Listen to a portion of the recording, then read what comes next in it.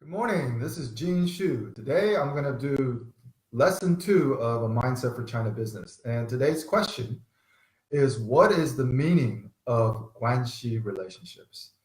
So for Westerners going to China, you will hear a lot about Guanxi and the importance of Guanxi relationships. And so the question becomes, what is the difference between Guanxi relationship and any business or personal relationship that you have to have in any culture? Because developing good relationships with the people that you're working with is obviously one of the keys to successful collaboration. And that's not limited to Chinese culture. That's really what's necessary in any culture.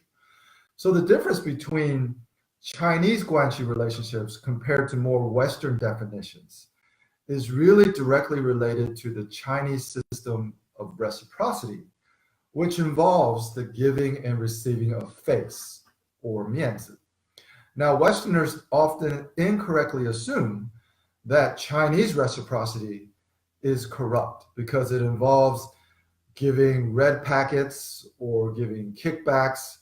So by Western definitions, this system of reciprocity between Chinese and Chinese culture is seen as corrupt. This is really the wrong assumption to have. So in the cultural context, between Chinese people, sometimes giving money or giving gifts is associated with giving face. So it's not thought of in the Chinese context as corrupt at all. It's just part of the system of reciprocity. Now, when you as an American or a Westerner go to China, or any foreigner, the Chinese probably don't expect money, but they do expect face. So then the currency of goodwill and reciprocity becomes understanding how to give and receive face as opposed to how to give and receive money.